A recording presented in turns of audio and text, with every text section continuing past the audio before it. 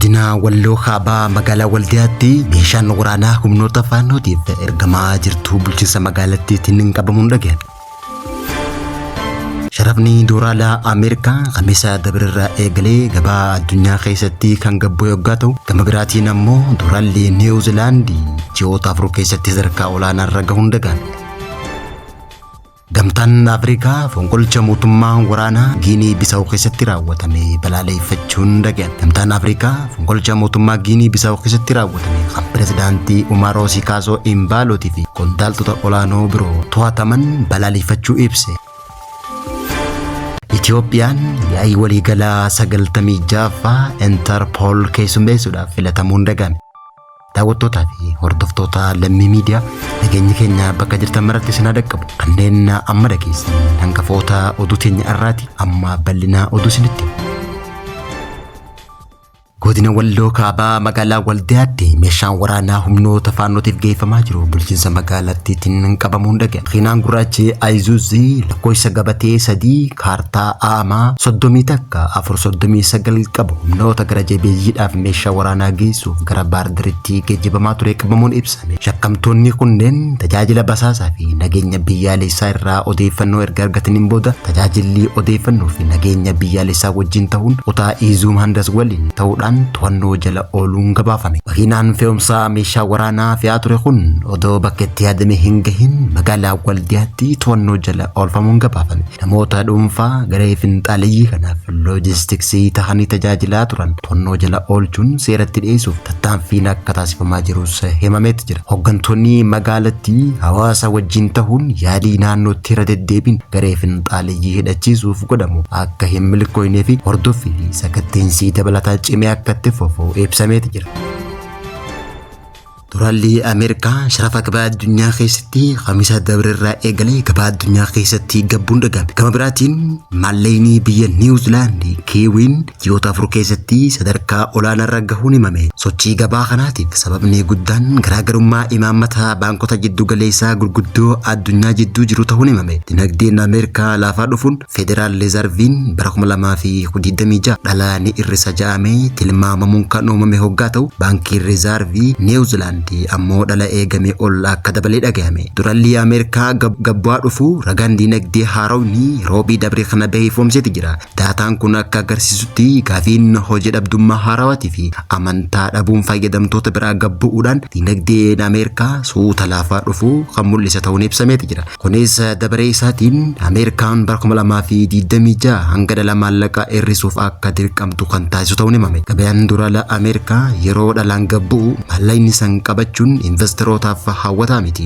Kanaaf ammoo investoroota biratti gabbu'aa dhufuu agarsiise. Kunis gatiin doolaaraa akka gabbuu taasisu kan itti fufusitoon ibsameeti jira. Olka'iinsi doolaaraa kiiwii faallaa kanaatiin doolaalli Niwuziilaandii kan kiiwii ja'amuun beekamu daballii guddaa agarsiiseeti jira. Baankiin Reezarvii Niwuziilaandii dhala odoo hin jijjiirin 5% maamiltootaaf kan dhiise yoo ta'u, investoroota kan ajaa'ibsiise garuu tilmaama baankichaa ta'uun ibsameeti jira. Garaagarummaan imaammata dinagdee kun federeetii hir'isuuf qophaa'aa jira jaameeti jira. Kun ammoo investoroota gara doolaara Niwuziilaandiitti kan hawwatu yoo ta'u, inni kun ammoo guddina biyya Niwuziilaandiitiif gahee olaanaa qabaachuun ibsame. Yuuroo fi paawundiin Biriteen doolaalaan wal bira qabamee yoo ilaalamu xiqqoo kan dabale hoggaa ta'u, akkasuma ammas yeeniin biyya Jaappaan doolaalaan wal bira qabamee hoggaa ilaalamu dabalee jiraachuun ibsame. Sochii gabaa sababa ayyaana galateeffannaa Ameerikaatiin gabbu'aa ta'ullee kallattiin imaammata haaraa kun akka mallattoo olaantummaa doolaaraa gabaa keessatti qabu kan gabbu'e ta'us ibsameeti jira. Akka xiinxaltoonni faayinaansii ibsanitti gabaan Ameerikaa doolaalli Ameerikaa gabaa dinagdee addunyaa keessatti gabbuun guddina Ameerikaa suutaan laafisaa kan dhufe ta'uu ibsan. Gamtaan Afrikaa fonqolcha mootummaa Giinii Bisaawoo waraanaan irratti taasifame balaaleffachuu ibsa. Gamtaan Afrikaa fonqolchi mootummaa Giinii Bisaawoo keessatti raawwatame kan pirezidaantii Umaroo Sikaasoo Imbaalootii fi qondaaltota olaanoo biroo akka hidhaman taasise kana balaaleffachuu ibse. Komishinariin Gamtaa Afrikaa Mohammad Ali Yusuf ibsa kanneen gochi kun kan raawwatame yeroo biyyattiin bu'aa filannoo eeggachaa turte ta'uu ibse. Gamtaan Afrikaa jijjiirama mootummaa heera mootummaa faalleessuu kamuu kan hin fudhanne ta'uu akeekkachiise. Filannoo kanarratti taajabdoonni Gamtaa Afrikaa argamuu isaanii hubachiisuun gabaasa kaleessa dhiyaatin komishinariin kun bu'aan filannoo akkaataa heera mootummaa biyyattiitiin akka ifoomus gaafate. Bu'aa filannoo beeksisuu fi heera mootummaatiin aangoo kan argate koomishinichi bu'aan dhiyeessuu kabajuun barbaachisaa fi sirrii ta'uu ibseeti jira. Koomishinariin kun pirezidaantii fi qondaaltolli biroo hidhaman hatattamaan haal duree tokko malee akka gadhiifaman gaafate. Haalli kun akka hin hammanneef qaamoleen hundi waan danda'an hunda akka godhanis dhaameeti jira. Keessumattuu biyyoonni Afrikaa lixaa hedduun waraana fonqolcha mootummaa kan amaleeffatan hoggaa ta'u garaagarummaa waggoota 5 keessatti yoo xiqqaate yeroo 8 ol Afrikaa lixaatti fonqolchi mootummaa waraanaan taasifameeti jira. Kunis Maaliin bara 2020 hanga bara 2020 takka, Giiniin bara 2020 takka keessa, Burkina Fasoon bara 2022 qofa yeroo lama kan raawwatte hoggaa ta'u, Niger bara 2023 fonqolcha mootummaa, Gaaboon bara 2023, Giinii Bisaawun bara 2025. Kunis ammoo yaadamaa deemokiraasii Afrikaatti abjuu kan taasisu ta'uu xiinxaltoonni ibsaniiru jiran.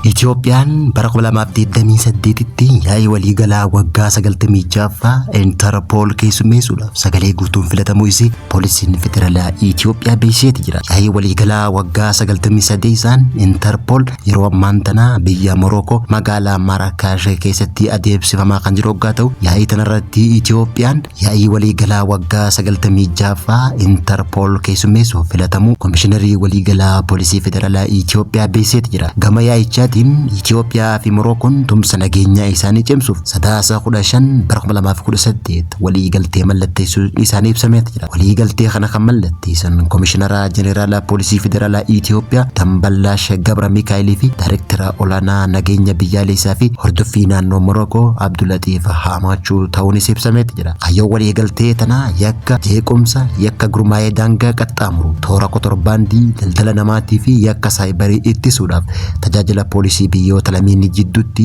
tumsa qabatama odeeffannoo fi teeknikaa guddisuu akka ta'es ibsameeti jira. Ji'oota 3 dura yaa'ii naannoo Afrikaa Interpol 26ffaan hagayya bara 2025 Afrikaa kibbaa Keep Town keessatti gaggeeffame irratti Itoophiyaan yaa'ii naannoo Afrikaa 27tti aanu kan bara 2027 gaggeeffamu akka keessummeessituuf filatamuun ibsameeti jira.